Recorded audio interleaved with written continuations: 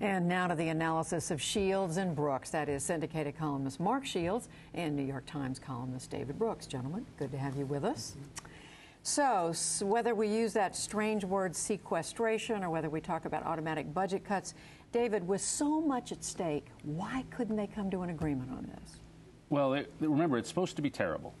The idea of sequestration, it's an enforcement mechanism. They said to themselves, we're going to force ourselves to cut a budget deal with each other, and if we don't do it, we'll hit ourselves in the face with a hammer. And that'll be so bad, we'll do it. The problem is, suppose you don't do it.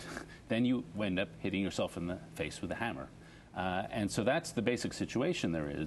The problem is with people who actually have to make policy.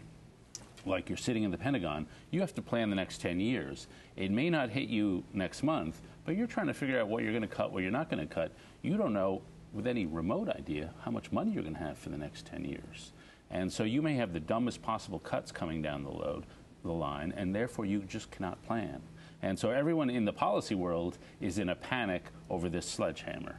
I wouldn't expect them to solve this for the election. I wouldn't totally accept them to do it in the lame duck session. I think this is all going to get wrapped up in some sort of huge deal for the next president. Some kind of a huge deal. At this point, though, Mark, is one side or another getting the better end of this politically? I'm not sure, Judy. I mean, I think the Republicans are trying to make the case, which is a hard one to make, that sequestration is this terrible plot foisted upon them. 70% of congressional Republicans voted for it, including Chairman McCain. Who was interviewed by Margaret and spoke so scathingly against it, passing over the fact that he himself had voted for it, as did the leadership of his own party. It wouldn't have passed with just Democratic votes. There weren't enough Democratic votes. It was a tie among Democrats in the House. So it's interesting to me because the argument of Republicans historically has been against government spending. The only government spending that creates jobs, according to Republican theology, apparently is defense spending. All other is wasted. But this is serious. David is right, and it's not just about defense. I mean, immediately half the cuts come out of school lunches and Head Start. As Margaret was reporting. That's right, and domestic spending as well. It is true that the ghost of John Maynard Keynes has come down and landed in the Republican caucus. Suddenly they believe in government stimulus spending. So that's a bit of hypocrisy. The point the Republicans make, which I do think is accurate and endemic to the Obama administration, is they're asking him to offer a plan. And some of it is just a gimmick to get him on record in support of some cuts. But in general, I do think it's true that if you're a president, you do have to lead. You do have to have budget plans. And if you remember a couple of years ago when Obama let Paul Ryan go first, that was politically cagey. It was not particularly presidential. And I think in this case, the White House is to be faulted for not at least showing the roadmap so some people can have some sense of what's going to happen. So, Mark, the president does bear some of the responsibility. Well, yeah, in defense of the president, and he's not blameless in this, but this sequestration came directly from the failure at the grand bargain. And between him and Speaker Boehner last summer, and that this was the United States lost its credit rating, you recall, as a consequence of this showdown and shutdown, a potential shutdown. And so the president was at the time, according to best reporting or most reporting, ready to offer this grand bargain.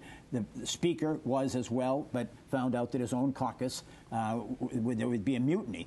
David's right. This was to be the enforcing mechanism, and you can see it is a serious enforcing mechanism because it's gotten their attention. David, you were also saying earlier today this highlights a division among some Republicans, the defense hawks versus the so-called Tea Party hawks. And so how much of a factor is that? Yeah, it's really opened up over the last year or two. You've got the defense hawks who really think this would devastate, or think cuts in defense spending in general would devastate our national security, and they're led by John McCain and Lindsey Graham.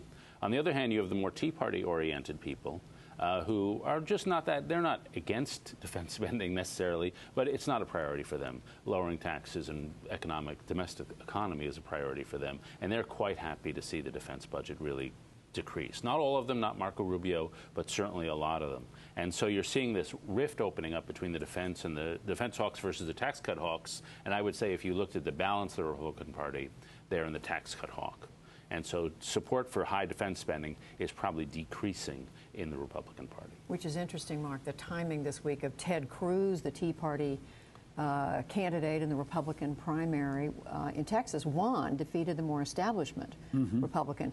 So, you know, if we're going to talk about the Tea Party for a minute, how big a deal is that? What does it say about the Republican Party? Well, I think David has identified one of the few cleavages in the Republican Party in Congress right now. The Republican Party has become a far more homogenous, far more ideologically similar, identical party. The victories in these primaries, primary after primary, where a Republican, and David Dewhurst was not Dick Lugar by any means in Indiana, but I mean where compromise or working on the other side is somehow considered to be a disqualification.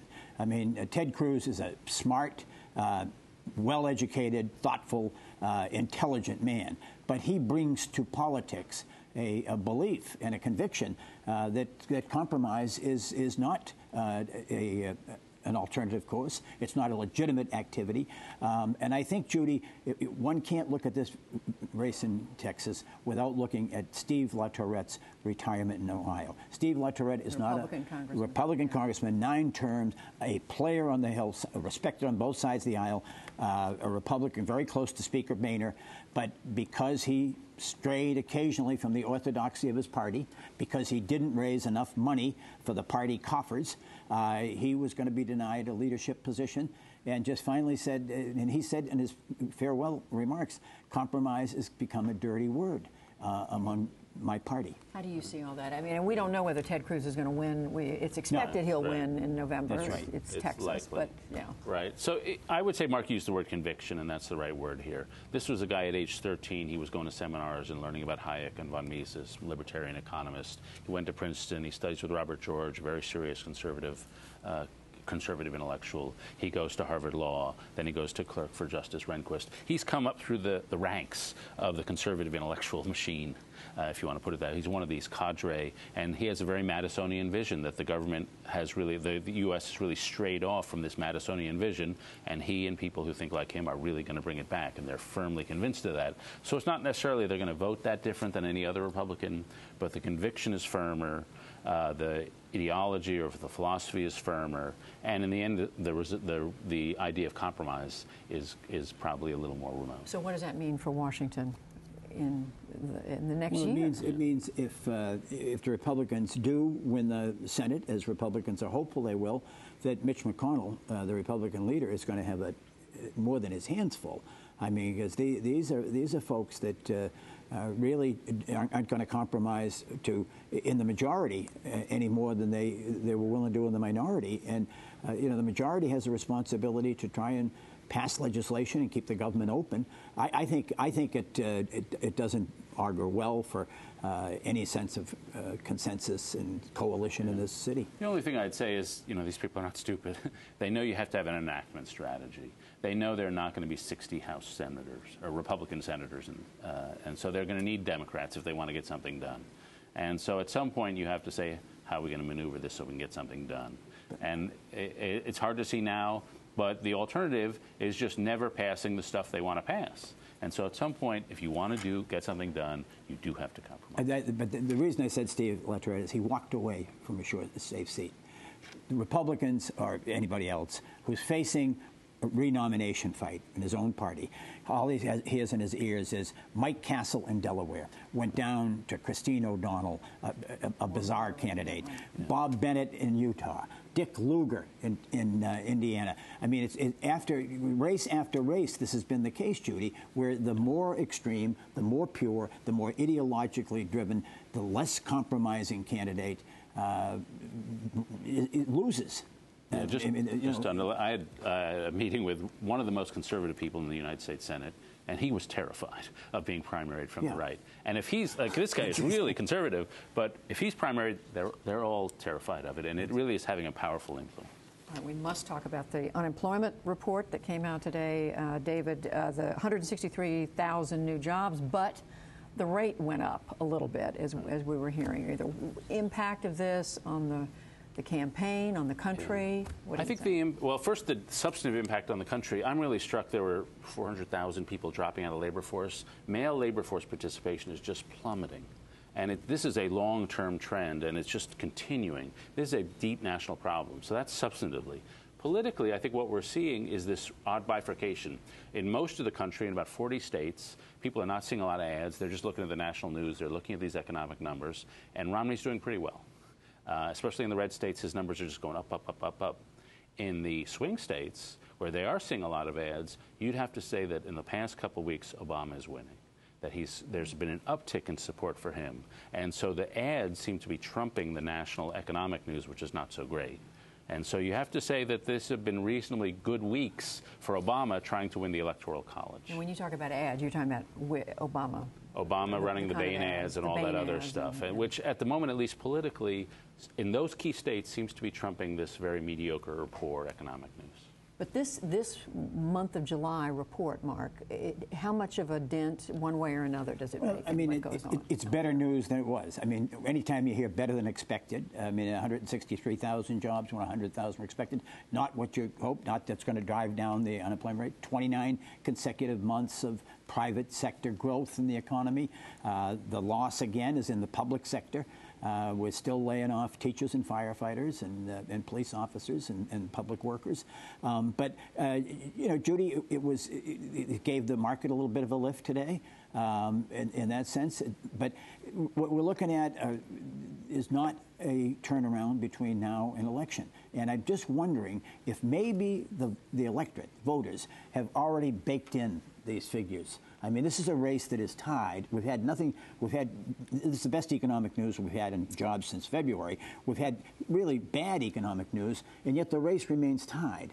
And so you just wonder if they haven't maybe processed that in. And they're just not hearing well, I it mean, they've discounted, I mean, not discounted this, but I mean that they've figured that in already in their decision. I mean, this is a race that is rather remarkable how constant it has been, even with all that's happened. Last thing, postscript. Any final word on the Romney trip overseas? He came back earlier this week. Did it change anything?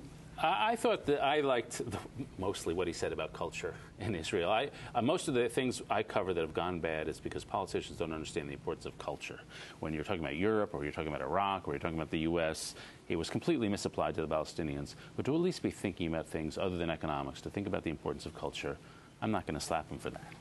I will slap him for Israel. I mean, I thought it was shameless to go in there and basically to turn his back on bipartisan American policy of both parties, presidents, on the settlements, on a two-state solution, in Jerusalem and the capital, and then just to basically use it as a backdrop for a $50,000 fundraiser where he honored Sheldon Adelson, the man who had funded 87% of Newt Gingrich's PAC to attack Mitt Romney.